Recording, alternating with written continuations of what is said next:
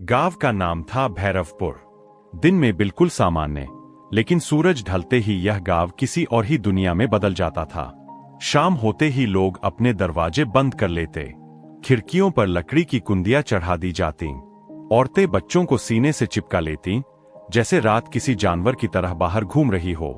उस रात भी ऐसा ही था। हवा अचानक तेज हो गई। पीपल के पेड़ की टहनियां एक दूसरे से टकराकर ऐसी आवाज कर रही थीं जैसे कोई हड्डियां चबा रहा हो। रमेश अपने घर के आंगन में खड़ा था।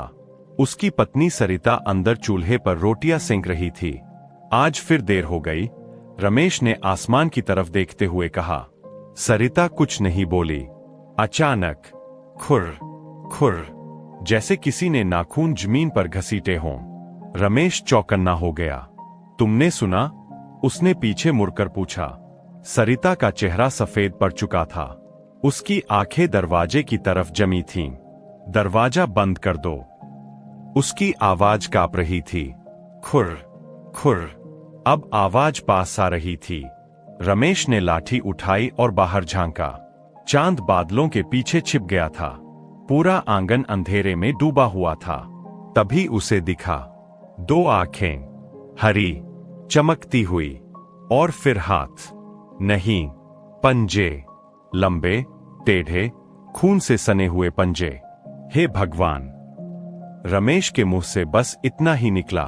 अचानक वो चीज आगे बढ़ी। उसके पैरों की जगह जैसे धुआं था। काले, फटे कपड़े उसके शरीर से लटक रहे थे। बाल चेहरे पर बिखरे हुए और होठों से टपकता हुआ खून। और फिर वह हंसी नहीं, किसी की खाल खींचने जैसी आवाज। सरिता चीख पड़ी। रमेश लाठी उठाकर आगे बढ़ा। भाग जा यहां से। उसने लाठी हवा में घुमाई, लेकिन अगले ही पल छपाक, रमेश की लाठी जमीन पर गिर चुकी थी।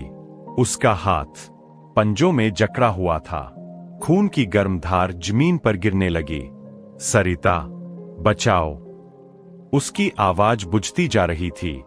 वो चुड़ैल उसके चेहरे के बिल्कुल पास आई। उसकी सांस सड़ी हुई लाश जैसी बदबू मार रही थी। भूख।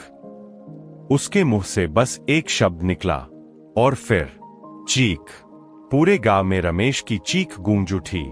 कुछ देर बाद सब कुछ शांत। सुबह जब गांव वाले बाहर निकले, रमेश का शरीर आंगन में पड़ा था। सीना फटा हुआ, आंखें खुली, लेकिन जिंदगी गायब।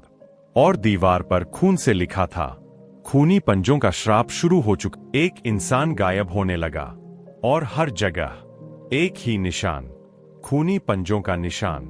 कहानी कैसी लगी आपको? अच्छी लगी हो तो एक लाइक कर दीजिएगा। चैनल पर नए आए हैं तो सब्सक्राइब कर लीजिए ऐसे ही कहानी सुनने के लिए। धन्यवाद। जय हिंद, जय भारत।